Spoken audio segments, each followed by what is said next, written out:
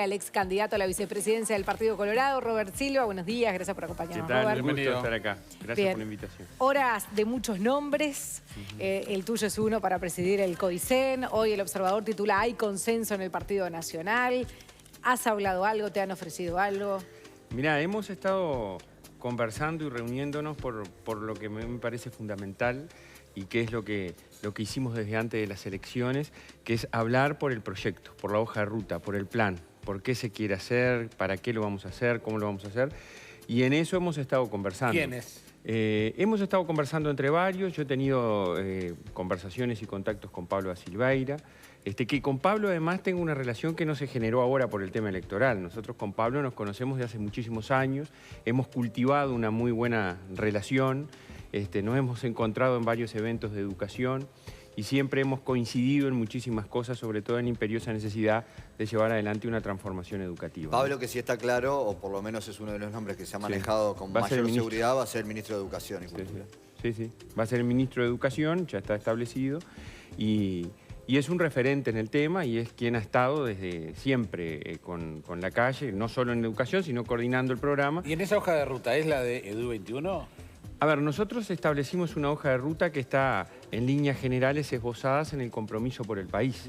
Ahí se estableció la transformación de la educación y las cuestiones fundamentales, focalizadas en, como siempre lo decimos, en el niño, en el joven, en la razón de ser de un sistema educativo, con varias medidas desplegadas y luego el actor protagónico que es el docente. Sin el cual es imposible pensar en una educación de calidad y en una transformación efectivamente del sistema que todos anhelamos. Y luego se habla de cuestiones de gobernanza, o sea, son tres grandes áreas sobre las que hay que avanzar. Y hay muchos aportes. Lo de EDUI21 es uno, están los programas de los partidos políticos, el Partido Nacional, el Partido Colorado, Cabildo Abierto, en fin. Y puede haber otras propuestas de otros colectivos que integren esa hoja de ruta. En su momento tú planteaste una diferencia con el resto de quienes manejaban el tema de educación, vinculado a la participación de los docentes, de si con voz, con voto, y tú fuiste en ese sentido bastante claro vinculado al tema de gobernanza de la educación. ¿Qué han hablado de cuál va a ser el papel de los eventuales directores sociales en la educación?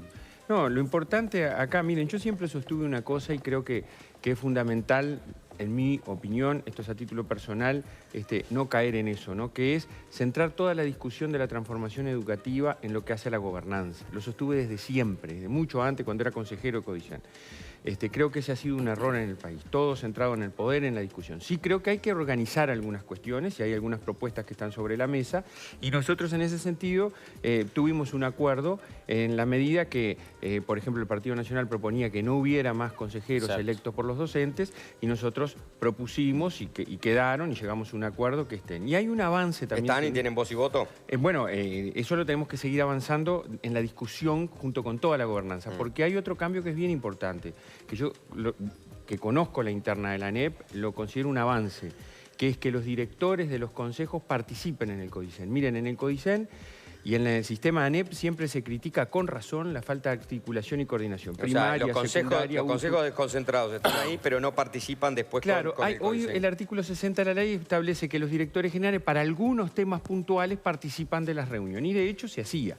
Ahora, lo bueno de esto es que los directores no solo participan para algunos temas, sino que integran el CODICEN. Integran el CODICEN. Eso requiere reformar la ley, digamos. Claro, requiere reformar la ley, lo mismo que el fortalecimiento del Ministerio de Educación y Cultura, que en lo personal yo lo vengo sosteniendo también hace tiempo y en eso coincido mucho con la visión de Pablo, en donde el Ministerio tiene que jugar un rol protagónico como responsable de la política educativa nacional. Ante el Parlamento, lo establece incluso la propia Ley de Educación, ante el Parlamento Nacional el relacionamiento es con el Ministerio de Educación y Cultura. Y tiene que haber una política educativa, y la política educativa, ¿qué mejor actor que tiene responsabilidad política la puede ser responsable, diseñar en acuerdo con ANEP, con la Universidad de la República, con la UTEC? Y una cosa que hoy por hoy pasa, que es la necesaria articulación del sistema con lo privado. Lo público y lo privado en educación tienen que articular y tienen que ser todos actores de un sistema que tenga un plan específico de acción, de política educativa nacional y en definitiva un rumbo claro, ojalá más allá de un gobierno. Pero nos vamos a encontrar cuando pasen 5 años en el próximo periodo de gobierno con una educación diferente en su estructura, por ejemplo, que ya no sea la que nosotros conocimos y a la que asistimos de primero a sexto como es hoy, de primero a sexto de liceo después, con las materias como están divididas hoy? ¿Va a haber una transformación en ese sentido? Creo que sí. Nosotros ahí pusimos establecer un marco curricular o una enseñanza focalizada en el niño y en el joven de los 3 a los 18 años. Ajá. Han habido algunos avances en ese sentido, que incluso siendo consejero de CODICEN trabajé en ello, de un marco curricular, es decir, la centralidad del niño expresada a través de los logros o de los perfiles de egreso, como se quiera establecer o como se han definido según los consejos. ¿Qué se espera para entendernos todos, ¿no? Tú culminás un ciclo educativo, ¿qué se espera que tú tienes que lograr? ¿Qué aprendizajes tienes que tener? ¿Qué competencias? Y en definitiva, si tú ves que como docente o el equipo docente, que ese niño o ese joven no va adquiriendo las competencias que se establecen, podés anticipar la situación. Es un poco lo de las trayectorias educativas, claro, ¿no? Exacto. Que ya se están implementando. Estar con las trayectorias educativas además tiene otro componente que creo que es una cuestión favorable, que es la individualización e identificación del joven, que se genera a través de un sistema de alertas, cuando comienza a faltar, cuando comienza a estar, pero... Una trazabilidad, digamos. Bueno, sí, está bien, es así. Sí, sabe dónde está, claro. si comienza a faltar, si tiene asignaturas bajas, pero acá, ¿qué es lo que pasó en este sistema educativo? Se hizo eso, pero se mantuvo la estructura curricular tal cual está. Se mantuvo un sistema educativo, sobre todo en educación media, pensado hace varias décadas atrás, en donde no tiene un fin en sí mismo, sino que es algo necesario para continuar estudiando. ¿Y estas modificaciones van a estar en la ley de urgencia? A ver, estas son competencias de la Administración Nacional de la Educación Pública, que yo creo que tiene que coordinar junto con la educación terciaria o universitaria, la educación superior, y en un marco de una política nacional.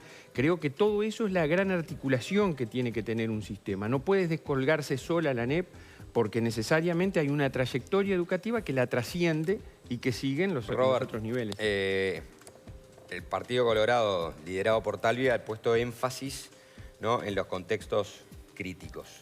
Es decir, y ahí los números hablan por sí solos, ¿no? Solo 3 de cada 100 del quintil con menores ingresos termina la secundaria. O sea, es contundente, ¿no? Solo 3 quizás acceden a la posibilidad de realizar una carrera terciaria. Y cuando uno ve a veces los resultados PISA, se da cuenta que cuando los contextos socioeconómicos son parejos entre la educación privada y entre la educación pública, no hay diferentes resultados en las pruebas PISA. Pero sí los problemas están allá abajo. Y de esto se ha hablado mucho. De la inequidad, en definitiva, del sistema educativo, inequidad planteada desde los resultados, desde las trayectorias de los alumnos, pero también desde la distribución del presupuesto. Es decir, a medida de que los docentes de mayor grado son los que más ganan, y no se concentran en estos contextos críticos, hay una distribución regresiva del presupuesto para los alumnos de distintos contextos socioeconómicos. En ese sentido, para los más desfavorecidos, ¿qué hay que hacer en los próximos 5 años? ¿Qué medidas hay que tomar para intentar revertir esta situación? A ver, creo que lo fundamental es partir de una premisa que es, ante situaciones distintas, acciones diferentes.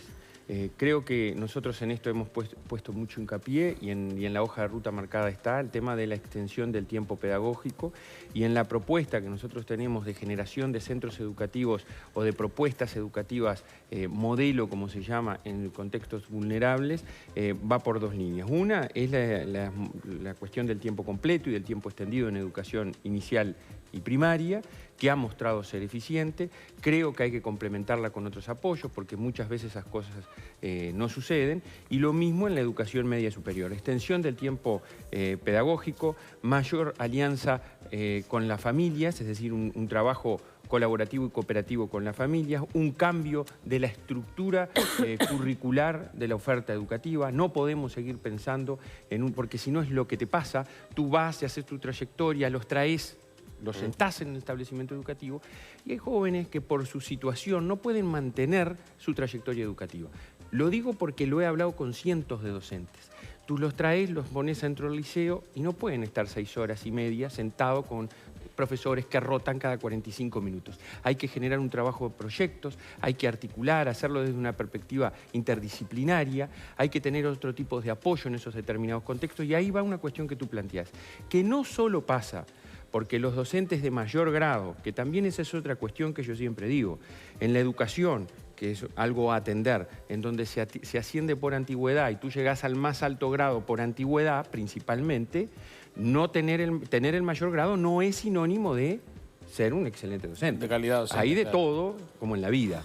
Entonces, Solo pasaron los años. Claro, en muchos casos solo pasaron los años. Hay otros que son brillantes. Claro, lo único que está asegurado es el paso de los años. Claro. digamos. Bueno, Entonces, la experiencia, la saben o todo, no, después logran capitalizarla de la mejor Claro, manera, ¿no? por eso hay gente excelentísima y hay gente que con derecho dice, yo tengo una trayectoria, trabajo en un liceo de mejor contexto. Entonces lo que hay que generar es estímulo para que esos docentes, o quizás los mejores, los que tengan vocación de trabajar en determinados lugares donde las situaciones son bien distintas, estén motivados para ello. Hoy hay incentivos, pero lo que te dicen los docentes, ese incentivo, ¿sabes qué? Me lo como con el bondi, ¿no? A ver, nosotros en realidad el único lugar que tiene incentivos es una experiencia generada por Germán Rama, que eran las llamadas escuelas de contextos críticos, que ahora son las escuelas de aprender. Claro. Que ahí se paga salas, y no es que se dé más plata a un docente, se paga distinto porque tiene más trabajo, coordina, va fuera de horario, porque tiene otra dedicación, Claro. porque el contexto lo amerita. En realidad no es Claro. un incentivo. Claro, no es un incentivo. no es como algunos dicen, no, le das más plata por trabajar con determinada población. No, no, es porque su trabajo requiere más tiempo, requiere Claro. más dedicación que otra docente que trabaja en otro lado. Ese es el argumento. Distinto del Entonces, incentivo, como decía Juanchi. Yo quería preguntarte justamente, vos has destacado siempre que la transformación hay que hacerla como docente, y lo decís como tal, porque además de tu lado más vinculado a la academia, tenés esa pata docente. En las últimas horas, el expresidente Julio María Sanguinetti ha denunciado con mucha contundencia el apoyo del Cuerpo de Inspectores de Secundaria Público a la fórmula de Martínez Villar en la segunda vuelta electoral como una violación al artículo 58 de la Constitución. Ha hablado de que deberían ser suspendidos y que no hay dos lecturas sobre el tema. ¿Cómo ves ese aspecto como parte también de lo que será el cuerpo docente en el que hay que basar esta reforma? creo que una de las cuestiones fundamentales que hay que llevar adelante en la educación, y eso lo venimos hablando y lo hemos hablado mucho con varios colegas que integramos este equipo que ahora... en fin, estamos en esta situación. Hay que profesionalizar, jerarquizar a los equipos directivos de los centros educativos y a los equipos de supervisión. No hay duda que hay que cambiar su rol, que hay que cambiar, y eso es fundamental en un proceso de transformación educativa. Dicho eso, la cuestión que tú planteas, yo lo expresé públicamente. Yo hice unos cuantos mensajes en la red social de Twitter. Primero diciendo que, bueno, la autoridad educativa tendrá que evaluar la violación del artículo 58. Yo comparto que no está bien lo hecho, creo que conozco a varios de los inspectores, tengo buena relación con ellos, pero cuando alguien se equivoca, ellos dijeron eso, yo tengo derecho a decir... Se expresaron como cuerpo y con sus cargos, Se expresaron como ¿no? cuerpo, con sus cargos, mencionaron el consejo y dijeron que son mediadores de políticas educativas y por lo tanto... Si uno lee el artículo 58, comparto que no hay dos lecturas. Y eso fue junto con otra serie de acciones que algunos colectivos dentro de la educación adoptaron. Ajá. Lo otro es que muchos de los argumentos que ellos plantean ahí son falacias, que yo las he dicho. Por ejemplo, hablan de los consejos de participación, los cuales en la mayoría de los centros no están instalados. Los que creó la ley, que participan la familia. Yo lo comparto como herramienta. Creo que hay que trabajar hacia una mayor sinergia entre las familias y todo eso. Hablan de la matrícula, que aumentó la matrícula tanto porcentaje y la matrícula, que es distinto de la cobertura, disminuyó desde el 2005, si la comparas con la de ahora, en secundaria. Entonces, esas son cuestiones que creo que hay que definir. Por lo que tengo entendido, se ha pedido informe jurídico dentro de la educación para ver qué acción tomar. Yo creo que acá hay que seguir llevando adelante las acciones que correspondan porque parece bien importante. Bien, ¿cómo es tu vínculo con Wilson Neto? Con Wilson Neto, el actual presidente, muy bien. Tuvimos un vínculo de respeto profesional, más allá de las diferencias que las tuvimos, y varias, pero creo que generamos una relación profesional muy correcta, incluso creo que él siempre conmigo actuó con lealtad y yo le correspondí de la misma forma. Se habló también de, bueno, de el INED, que es lo que puede pasar. Además se está esperando el informe que se volvió a retrasar. Ahora tienen fecha máxima el 30 de noviembre. Ha sido muy crítico con muchos aspectos de la educación. Y también se habló de Fernando Filgueiras, que podría presidir este Instituto de Evaluación Educativa. También integrante de DUI 21. Sí. ¿Esa es una posibilidad? No hemos manejado nombres, francamente. Sí, una cuestión que es clave. Lo que está pasando con el INED no puede volver a pasar. Lo que ha pasado con el INED no puede seguir pasando. Hay que fortalecer su comisión directiva, hay que profesionalizarla. Tengo buena relación con los que están en la comisión directiva. Esto no quiere decir que no hago ningún juicio de valor respecto de los mismos. Que fuiste parte, además. Sí, no, fui parte y muchas de las cosas que hoy pasan, cuando yo llegué al INED estaban pasando. Y fui un articulador en silencio, un componedor, ayudé a que lo técnico volviera a estar con el protagonismo que tenía que tener. Y lo hice en silencio a pesar de estar ahí en representación de la oposición que podía haber salido a ventilar muchas cosas. Y el INED ocupó, largamos en fin, una cantidad de cuestiones que no viene ahora al caso de plantearlas, pero sí digo, y en eso estamos totalmente de acuerdo y lo hemos hablado, está en el programa del Partido Colorado, está en el programa del Partido Nacional, está en el acuerdo de todos los partidos de la coalición.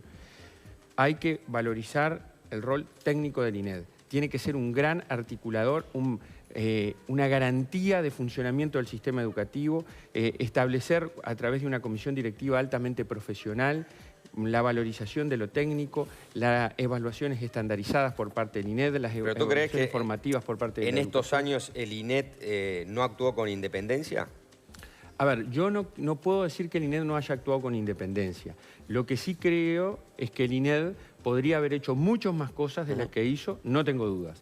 Podría haber tenido otro... Pero no las hizo por falta de recursos. No las hizo muchas veces por falta de recursos, en la mayoría de las cuestiones, y otras veces por no tener la estructura, digamos, necesaria para llevar adelante emprendimiento. Ustedes fíjense que porque en los últimos meses, perdón que te interrumpa, en los últimos meses, cuando estábamos en campaña y sobre la posibilidad de emplazar la publicación de resultados educativos, se cuestionó mucho que el INED estaba sufriendo presiones políticas justamente para no presentar determinados resultados en este momento. Entonces se cuestionó con qué independencia estaba trabajando el INED. Y de hecho es algo que ustedes se plantean en el compromiso por el país, fortalecer la independencia de la agencia evaluadora de la educación. Sí, sí. Bueno, la prueba está lo que está pasando ahora, ¿no? De que yo participé de reuniones de que el informe se iba a presentar antes de las elecciones, vino una prórroga, vino otra, se han hecho públicas actas del INED donde integrantes de su directiva discuten, aplazan el tratamiento del tema. ¿Y los palos en la rueda que vienen del Codicen? Yo no sé por qué no estoy. Sí creo que hay una situación en donde habría resultados que para nada sorprenderían. A ver, que tenemos problemas en la educación media, todos lo sabemos. Que tenemos problemas de un tipo en secundaria, de otro tipo en UTU, es así. Si uno mira la falta de promoción en ciclo básico de UTU, supera el 40%, según el anuario de educación. O sea, hay cuestiones de magnitud y de entidad.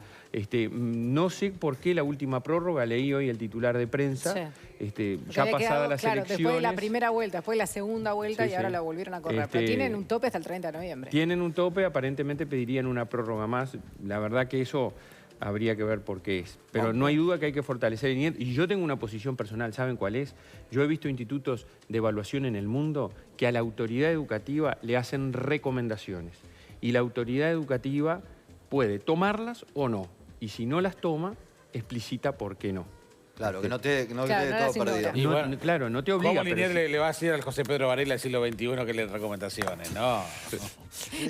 Yendo a la coalición una vez más, el Twitter de Ernesto Talvi sobre el video de Guido Manín Ríos fue: los temas político-electorales y los temas militares se mantienen siempre a una prudente distancia. Es la tradición de Uruguay y es una tradición que tenemos que respetar. Y dijo que es un tema que la interna de la coalición lo tiene que tratar. Hoy se va a reunir Ernesto Talvi, este va a ser uno de los temas, va a esperar a estar toda la coalición. La verdad que no sé si va a ser uno de los temas. Creo que hoy se discuten otras cosas, pero en definitiva creo que nosotros dimos la opinión sobre esta situación. ¿Que la compartís? Que la comparto, sí, la comparto porque creo que se generó no hubo ninguna vulneración normativa, no hubo ninguna afectación de la institucionalidad, nada, pero hubo un mensaje corporativo que en general no lo comparto, como no comparto acciones que algunos actores en el mundo de la educación realizaron en la previa de la campaña electoral, haciendo proclamas, manifiestos, que además en ese otro caso estaban basadas en tergiversaciones de la realidad, en además miedos, engaños que trataron de difundir entre todo el colectivo de funcionarios y de docentes de la educación, lo cual llevó a que en varios lugares nos pidieran que fuéramos al interior, recorrimos y conversamos con mucha gente desmintiendo todo eso. Robert Silva, muchísimas gracias por acompañarnos. Bueno, gracias a ustedes por la invitación. 9:10 de la mañana, actualización.